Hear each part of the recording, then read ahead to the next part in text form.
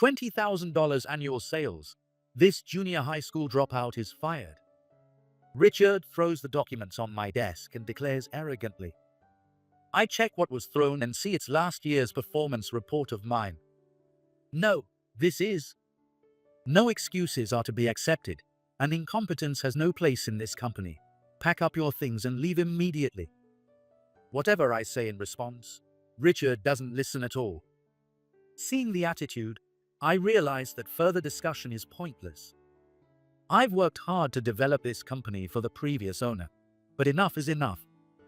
However, mistaking $20,000 in sales is quite the blunder. I almost burst out laughing, but managed to leave the CEO's office with my head down. Thanks for everything. Unable to hold back my laughter, he probably thought I was on the verge of tears. He nodded with great satisfaction. I'm Daniel Moore, 46 years old. Currently, I work in a certain company, mainly handling sales. This company is small, with about 10 employees, and I joined when the previous owner took me in. In fact, I dropped out of high school. The reason is quite common. My parents died in an accident. When I was left all alone and didn't know what to do, the previous owner, who had lived nearby when I was a kid, reached out to me. Without the previous owner, I don't know where I'd be or what I'd be doing now. That's why I was determined to contribute to this company in any way. However, what I could do was limited. After all, I'm a high school dropout with no formal education. And the only things I can boast about are my physical strength and guts. The only thing I could do was to use my passion to drive sales. So, for the past 30 years, I've focused solely on moving forward and working hard. Of course, now I'm a respectable adult. As I've gotten older, I can't rely solely on youthful enthusiasm to get the job done. Understanding this, I started focusing on language studies in my mid-20s. Due to various coincidences, I had never put much effort into studying before. However, that doesn't mean I dislike studying. On the other hand, becoming an adult early meant I had less time.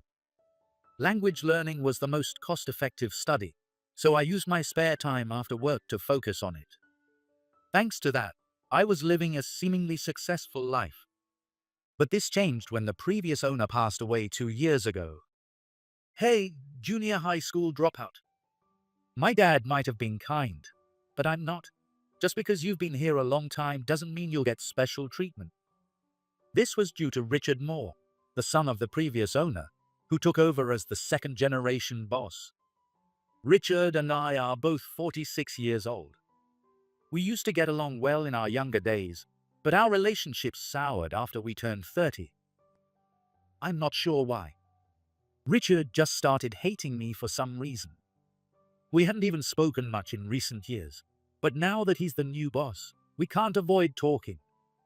However, when we finally did talk, Richard was constantly hostile towards me. Richard, our president, it's true I dropped out of high school, but I've worked here for 30 years. At this age, education doesn't seem that relevant. What? Are you talking back to me? I graduated from a top university's business school. Don't think you're important just because we're the same age and have known each other for a long time. That's not what I meant. Every time we meet, Richard throws such sarcastic remarks. If I dared to call him by his name like in the old days, he'd glare at me with a furious look. And when another employee called him the second-generation boss, he got angry and gave a long lecture, so calling him president is the only option. When I inadvertently called him Richard, I broke into a nervous smile, sweating internally. All right, here you go, Mr. High School Dropout. You have a sales meeting first thing tomorrow morning. Go through these materials. A sales meeting first thing in the morning? Yeah, feel free to go directly. I glanced over the documents handed to me. The company mentioned is on the opposite side from my home, across our office.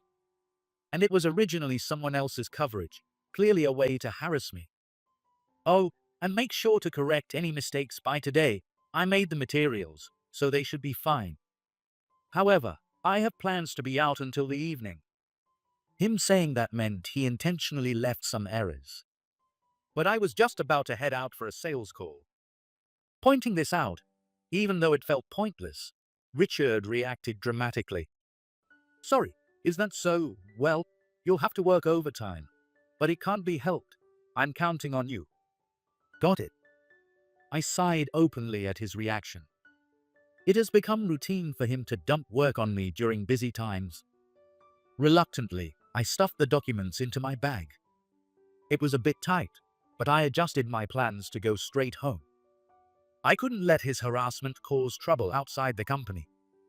By the way, I should mention, I shredded the documents you left yesterday. So that's why the materials for today's meeting were missing this morning.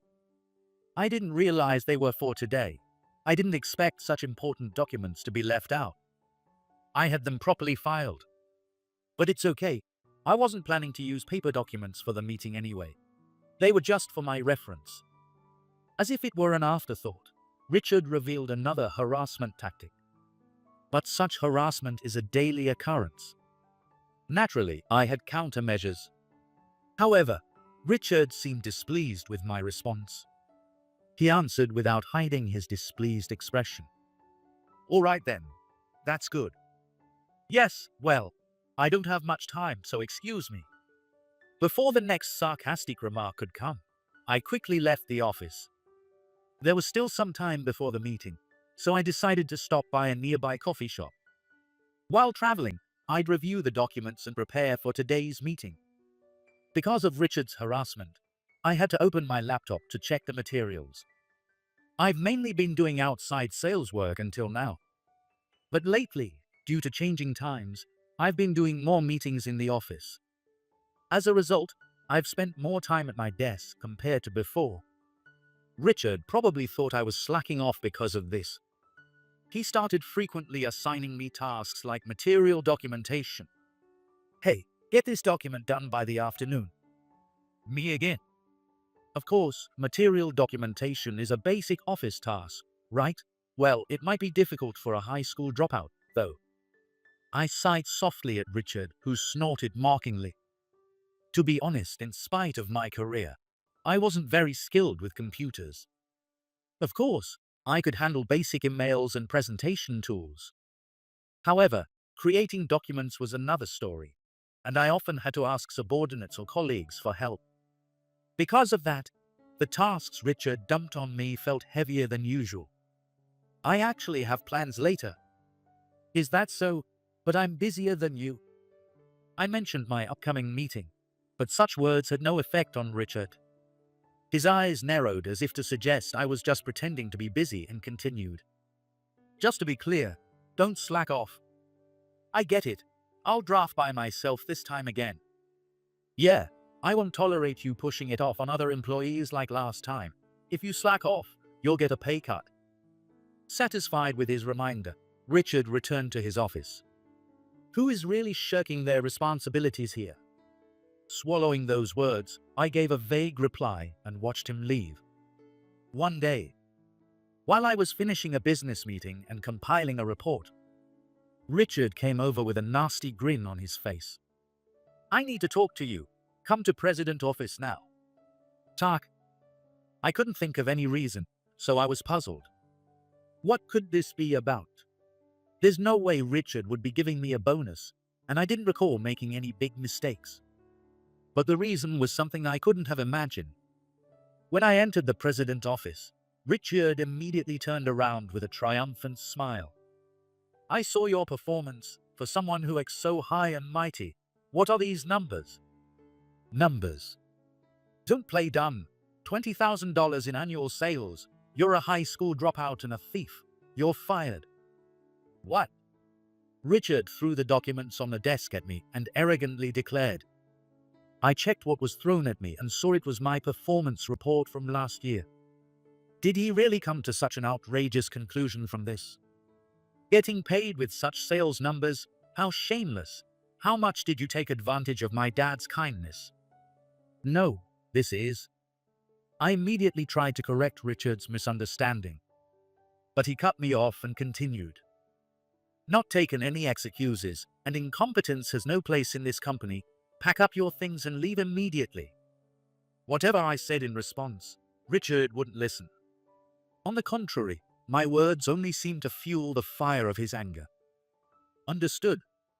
Seeing Richard's attitude, I realized further discussion was pointless. I silently apologized to the previous owner in my heart.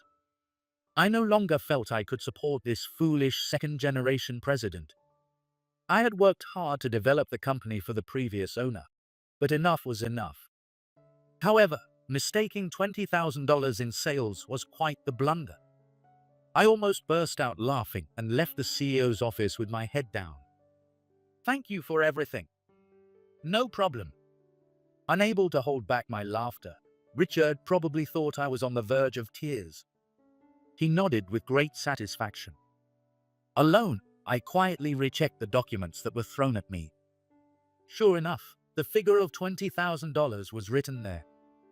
But Richard made one huge mistake. This unit is in $100. Yes, my annual sales were $2 million.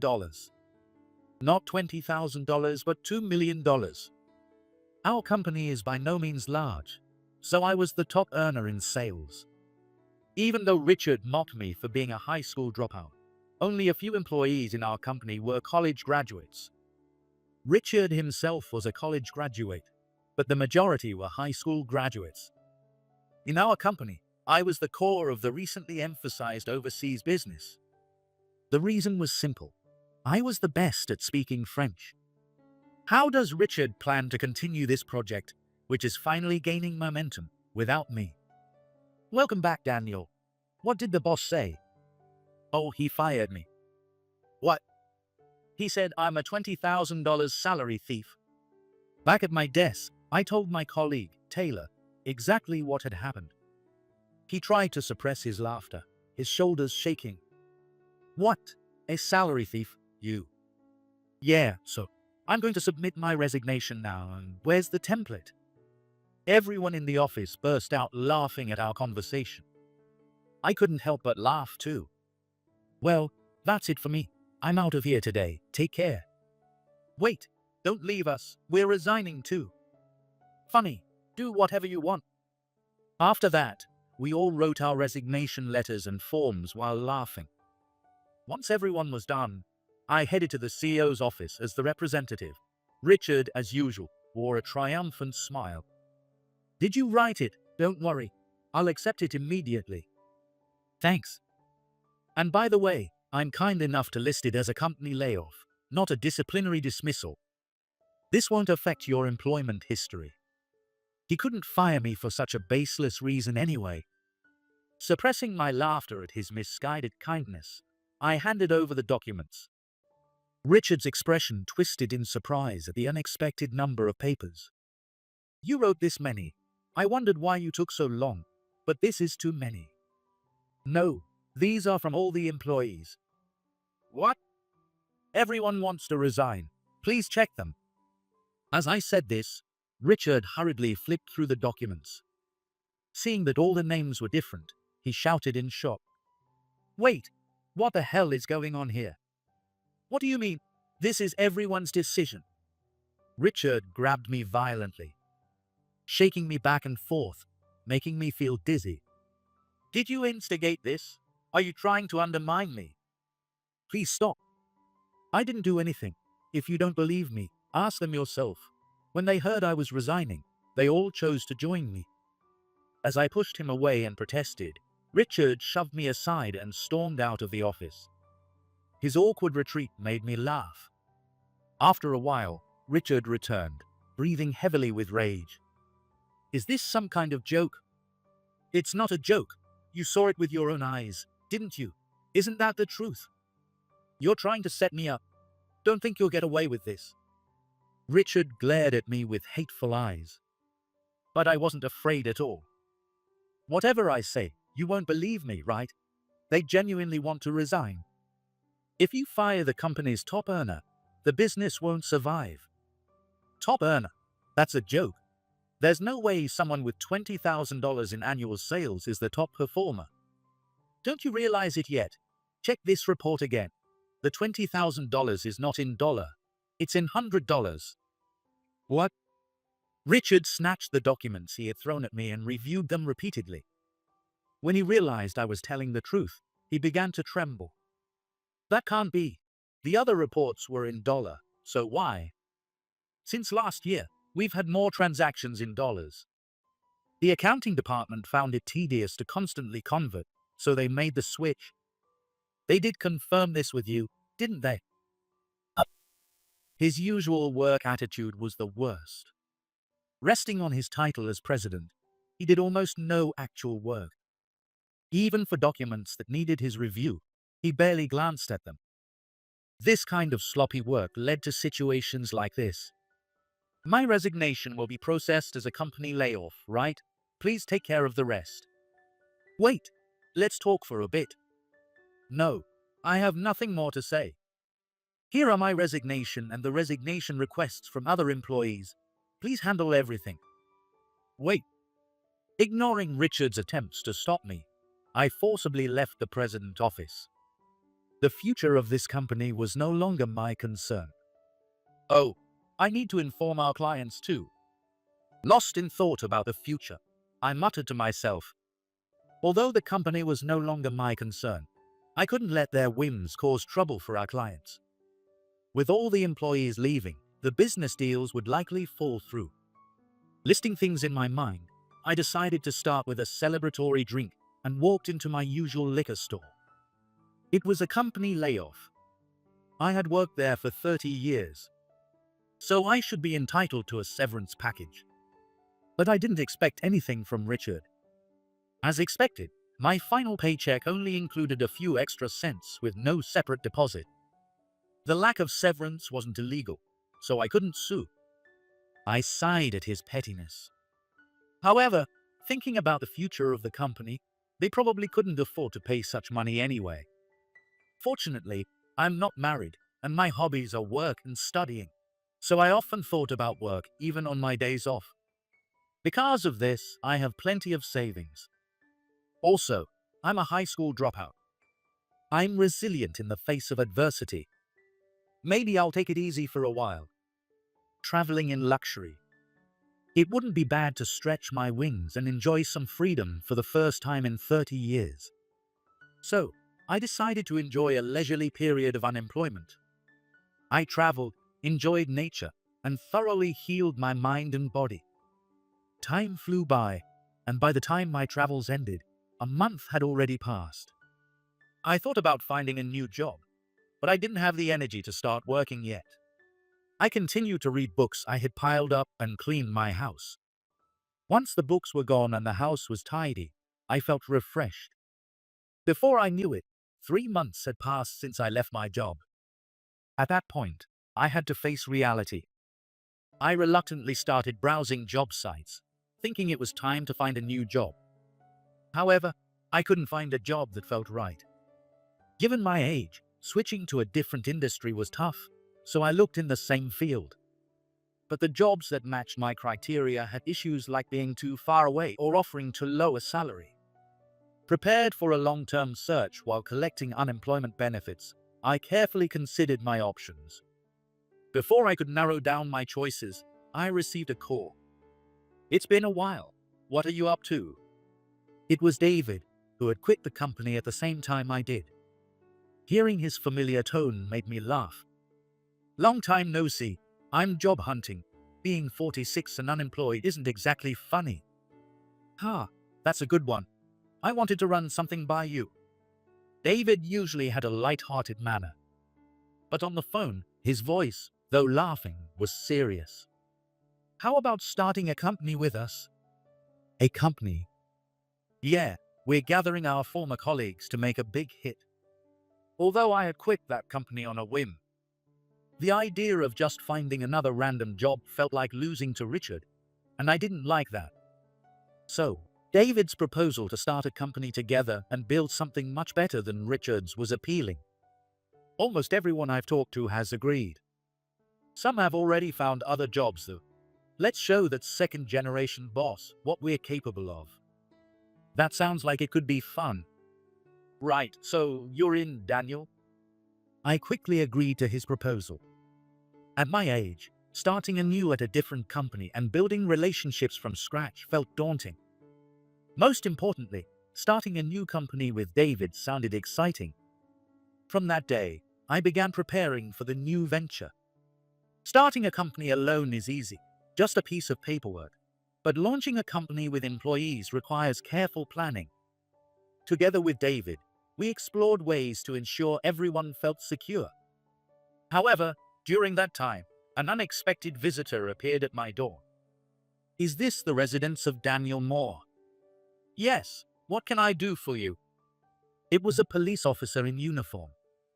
He was from the police department of a different region than where I lived, which made me tense up. "It's about Richard Davis." "Richard?" "Yes. During a recent investigation, he's been suspected of embezzlement and destruction of private documents." "What?" I was even more shocked by what he told me next. It seemed Richard had been embezzling company funds. We received an anonymous tip. They said the company's financial records were opaque. Unrecorded expenses were logged, and recorded sales had disappeared. There were many discrepancies. "I see. You all resigned from that company a few months ago, correct?" I nodded honestly to the officer's words.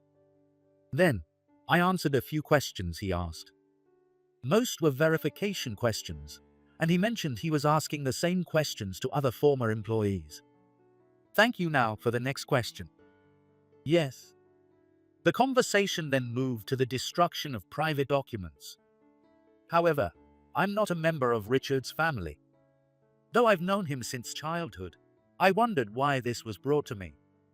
I urged the officer to continue, and the answer quickly became clear. The document in question is Mr. Davis's father's will. According to the will, the company Richard is currently running was originally meant to be inherited by you. Excuse me.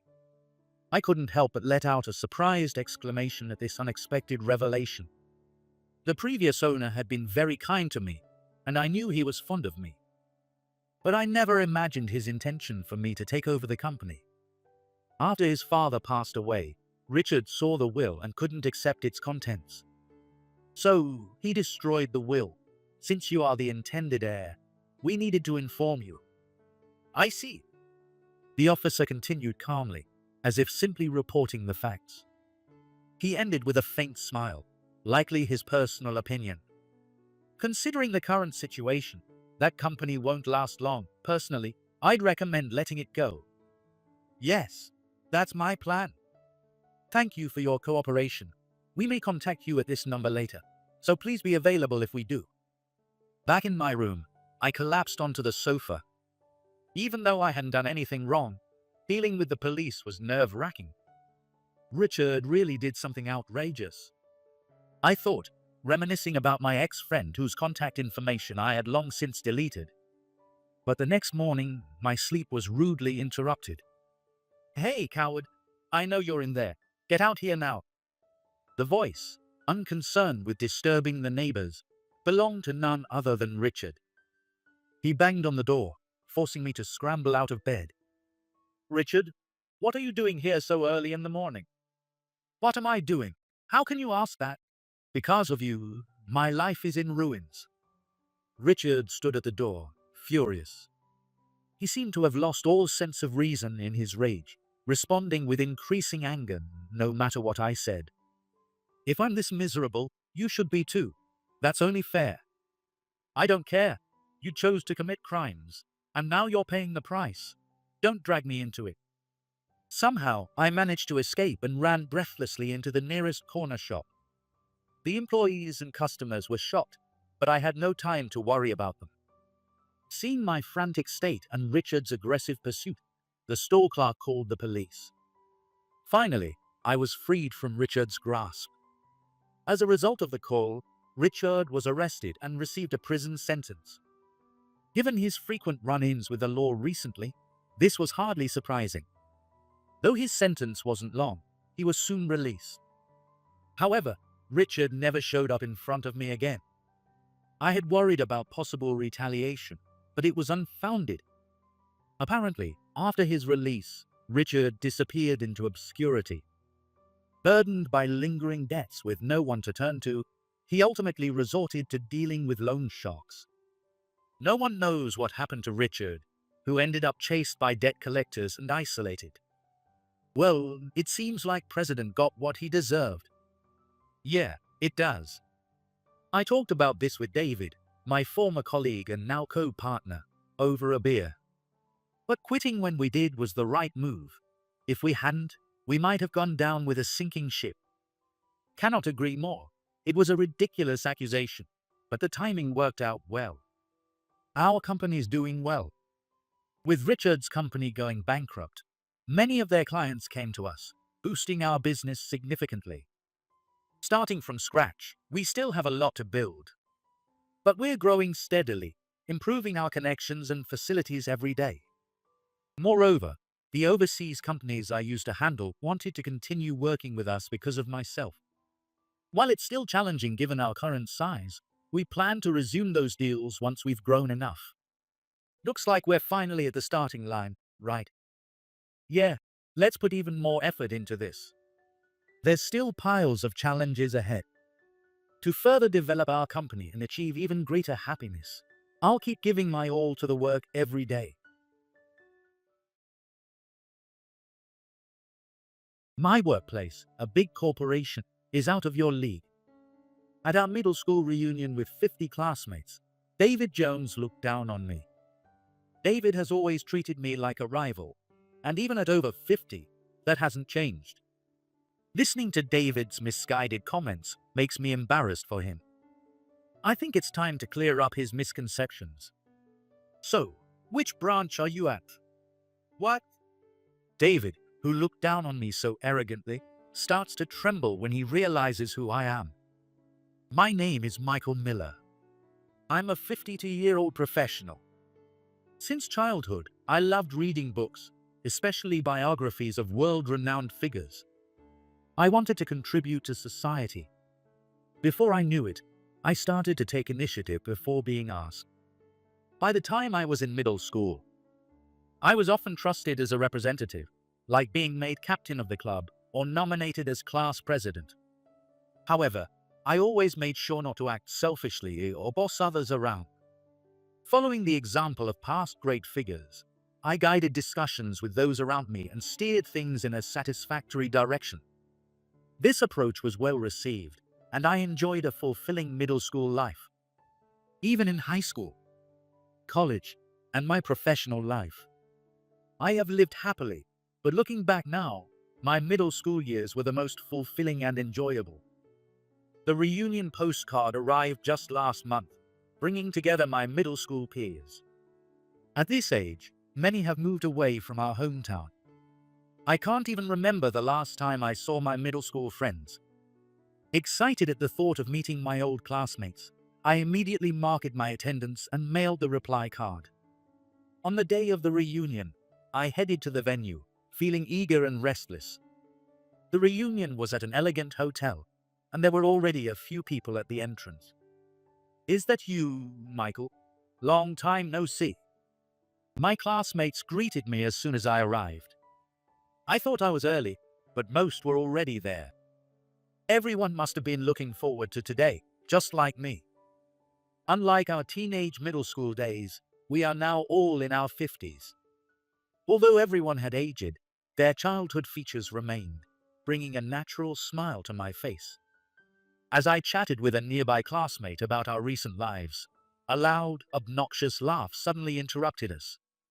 Turning around, I saw a man dressed flamboyantly.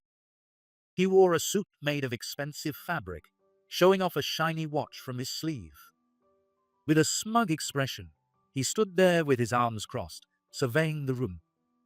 At first, I didn't recognize him, but his arrogant demeanor gave him away immediately. The late arrival was David Jones, a classmate who had always antagonized me. David seemed to have disliked me, maybe because he was as smart as I was. But unlike me, who was blessed with friends, David had a harsh personality and attacked anyone he didn't like. As a result, our classmates kept their distance from him. We were having a pleasant conversation, but David's presence made us exchange uneasy glances. Some classmates even left their seats to avoid him. But David spotted me and walked over with a smirk. "Long time no see, Michael. You're looking pretty shabby." "David, I didn't recognize you at first. You're wearing a sharp suit. It suits you well." My genuine compliment must have pleased him. David crossed his arms again and looked me up and down, scrutinizing my outfit. "You haven't changed much since middle school. You're old enough to pay more attention to your appearance." David continued to look down on me and added more insults. "You're probably living a life where you can't afford nice clothes. Your job and income must be insignificant, and this might be your first time dining at a hotel this nice. Make sure to eat your fill." He didn't seem to notice the irritated looks from others around us. David kept spouting off insults without caring about the reactions, and I could only smile awkwardly, not wanting to argue. Eventually, David's interest shifted to our jobs. "By the way, what do you guys do for work? Judging by your shabby outfits, you must not have important jobs." Without waiting for answers, David started making assumptions about each classmate. "You always read car magazines in middle school, so you must work at an auto repair shop. And your family had a farm, right? You probably never found a job and are working on the family farm." David continued pointing at classmates, making biased assumptions. Naturally, an awkward atmosphere settled over the group, and no one responded to David. Whether he was oblivious to the critical mood or simply ignoring it, David just laughed loudly. "Most of you probably spend your time growing vegetables or taking care of animals, always busy with work. I'm different from you all. I'm smart and intellectual, so I work for a solid company." Despite no one asking, David proudly pulled out his business card. He thrust it into my hand, showing off the name Capital Corporation, a major local company with the title of manager. This company develops, manufactures, and sells precision equipment for industries and research institutions. Seeing the unexpected company name, I couldn't help but gape. David, seeing my surprise, smirked even more. Placing his hands on my shoulders, he began to speak, barely able to contain his joy. "Surprised? Well, this is reality. I studied hard, graduated from Harvard, and became a manager at Capital Corporation." "Where did you end up? How much did you study after middle school?" No matter what university you graduate from or what job you have, people are not superior or inferior.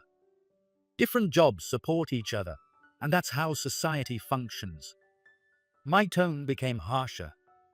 It wasn't just because David insulted me, but because I couldn't stand his attitude of looking down on our classmates in professions like farming and livestock raising. David seemed surprised by my harsh response. He stared at me blankly for a moment, then his expression twisted.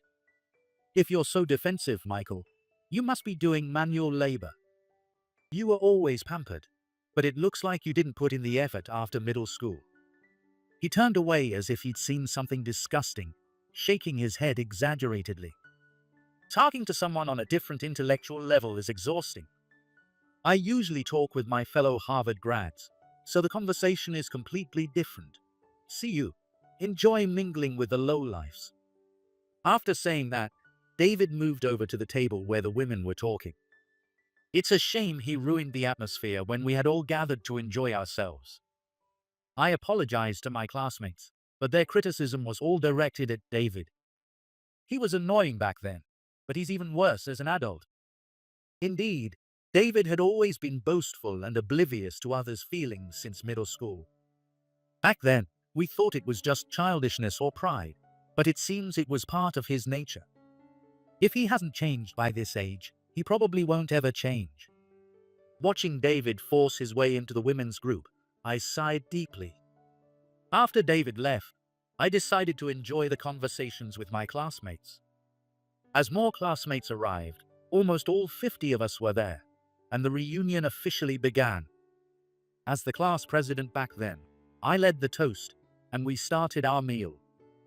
At first, conversations were a bit awkward due to the long years apart. But once the beer started flowing, everyone became more relaxed and cheerful. During middle school, We were in the throes of adolescence, and talking to girls one-on-one was impossible. But as adults, everyone interacted maturely without any awkwardness. I enjoyed talking to several classmates about our thoughts back then and memorable episodes. We revealed the thoughts we had kept hidden, such as what we were really thinking back then or how we wished we had talked more. There was an indescribable joy in sharing these feelings after 37 years. Suddenly, the entrance of the venue became lively. Turning around, I saw the last person arriving, with several classmates eagerly approaching. Linda Mott, right? How nostalgic. Linda, who was kind and cheerful to everyone since middle school, was the class's sweetheart and very popular. With her gentle personality and pure beauty, Linda was admired by everyone. She was adored by both boys and girls, and now her admirers were a mix of men and women. After a while, Linda came over to the table where I was sitting. Thanks for organizing today. No problem. It's great to see everyone again. Linda's elegant outfit enhanced her natural charm. Despite being in her 50s, she looked youthful and had a serene presence that made her even more captivating. Like everyone else, I had admired her during our middle school days. In fact, she was my first love, so seeing her at the reunion made my heart flutter. I was held up at work today and arrived a bit late. I see. Well, we've just started, so enjoy yourself until the end. As we exchanged small talk, I couldn't help but notice her beautiful hands. There was no ring on her left ring finger,